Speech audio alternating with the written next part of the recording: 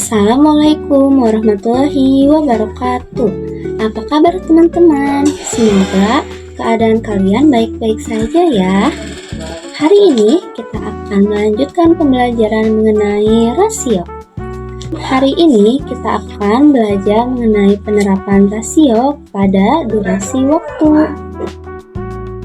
Sebelum memulai pembelajaran, mari kita membaca doa terlebih dahulu. Berdoa mulai. Nah, pernahkah kalian menanam sayuran? Sayuran apa? Apakah wortel, cabai, atau daun bawang?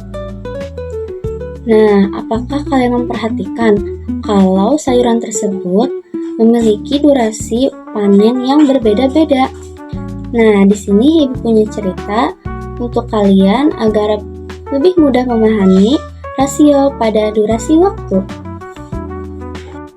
Hari ini, Noris membantu ibunya berkebun di halaman belakang rumahnya. Ibu Noris baru saja membeli beberapa bibit sayuran yang akan ditanam bersama-sama, yaitu tomat, wortel, asparagus, sawi, cabai, dan daun bawang. Bu, Noris mau menanam cabai di sebelah tomat ya. Tunggu nak, kata ibu. Kita harus tanam sayuran berdasarkan masa panennya, supaya tanaman yang lebih cepat panen bisa segera ditanam dengan bibit yang baru.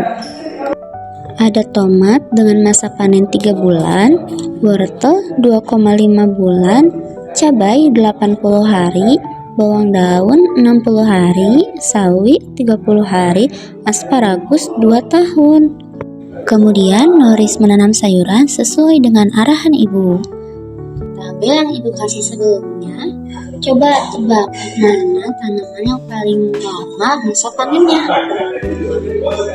Betul, asparagus, yaitu dengan masa panen 2 tahun. Coba bandingkan dengan sayuran yang lainnya, apakah sama? Tidak ya. Sekarang coba kita bandingkan rasio masa panen cabai dengan tomat dan asparagus dengan sawi.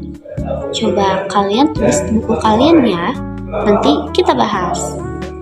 Nah, mari kita bahas rasio pada durasi waktu. Nah, yang pertama tadi, rasio cabai terhadap tomat. Diketahui cabai itu memiliki masa panen 80 hari dan tomat memiliki masa panen 3 bulan. Nah, ini kan penyebutnya tidak sama ya hari dengan bulan. Maka kita samakan dulu penyebutnya. Jadi 3 bulan dikali 30 sama dengan 90 hari. Nah, kenapa dikali dengan 30? Karena dalam 1 bulan itu sama dengan 30 hari. Jadi, untuk mengubah bulan ke hari itu, kita kalikan dengan 30. Jadi, rasio masa panen cabai terhadap tomat itu adalah 80 banding 90. Atau bisa kita perkecil menjadi 8 banding 9 dengan dibagi dengan perkalian 10. Nah, kemudian bagaimana dengan sawi terhadap asparagus? Kita tulis dulu, diketahui sawi memiliki masa panen 30 hari dan asparagus memiliki masa panen 2 tahun. Nah, ini kan hari ke tahun.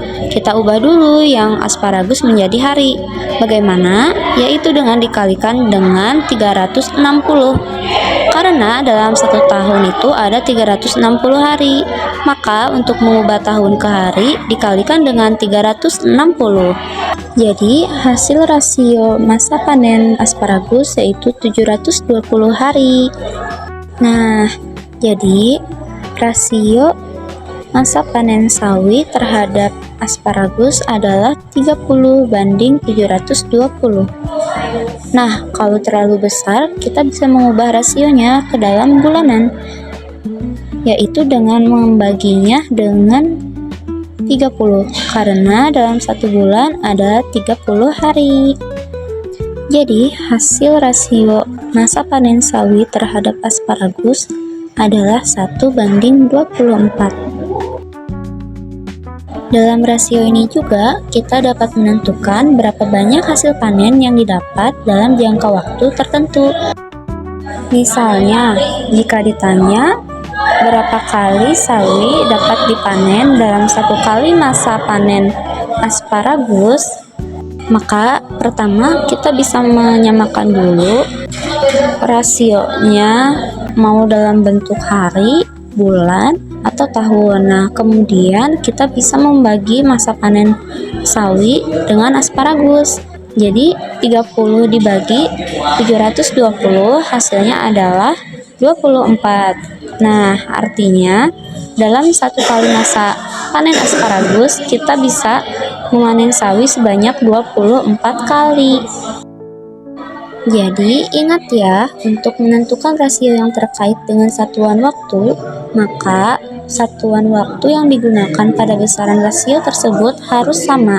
Nah, Ibu punya gambar mengenai hubungan satuan waktu untuk mempermudah kalian dalam belajar. Dicatat ya. Nah, selanjutnya Ibu akan melanjutkan pembahasan berikutnya. Apakah kalian pernah menonton balapan mobil atau motor sport? Apakah kalian tahu bahwa mobil yang dipakai tiap pembalap memiliki kemampuan kecepatan yang berbeda-beda? Kita bisa menghitung berapa lama mobil pembalap bisa memutari satu lap menggunakan rasio. Jarak lap F1 di sirkuit biasanya berjarak 5 km. Dalam 1 kilometernya, mobil F1 bisa menghabiskan waktu sebanyak 20 detik. Wow, cepat sekali ya. Jadi, jika dalam 1 kilometernya mobil F1 bisa menghabiskan waktu sebanyak 20 detik, maka berapa lama waktu yang dibutuhkan pembalap untuk menempuh satu lap dalam jarak 5 km? Mari kita bahas. Diketahui dalam 1 km membutuhkan waktu 20 detik, maka jika 5 km butuh berapa waktu yang dibutuhkan? Kita bisa langsung mengalihkan 5 km dikali 20 detik, hasilnya adalah 100. Jadi, waktu yang diperlukan untuk menempuh jarak 5 km itu adalah 100 detik. Selanjutnya, bagaimana jika pembalap menghabiskan waktu 10 menit? Berapa jarak yang sudah ditempuh pembalap tersebut? Nah, kita tulis dulu yang diketahuinya. 1 km sama dengan 20 detik. Pembalap itu sudah menghabiskan waktu selama 10 menit. Maka berapa jarak yang sudah ditempuh? Kita bisa lihat di sini. Untuk mengetahui jawabannya, kita perlu merubah dulu 10 menit menjadi detik. Kita samakan dulu penyebutnya. 10 menit dikali dengan berapa agar bisa menghasilkan detik? Betul, 60. Karena 1 menit itu sama dengan 60 detik. Jadi, 10 dikali 60 sama dengan 600. Untuk mengetahui jarak yang sudah ditempuh, kita perlu ketahui dulu. Dari 20 detik ke 600 detik, berapa kali lipat?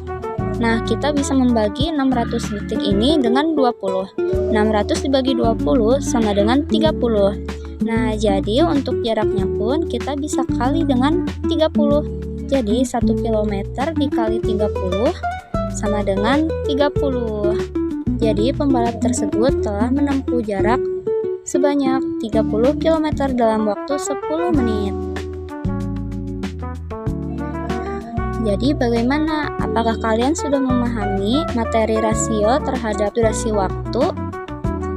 Ibu harap kalian bisa memahami materinya ya.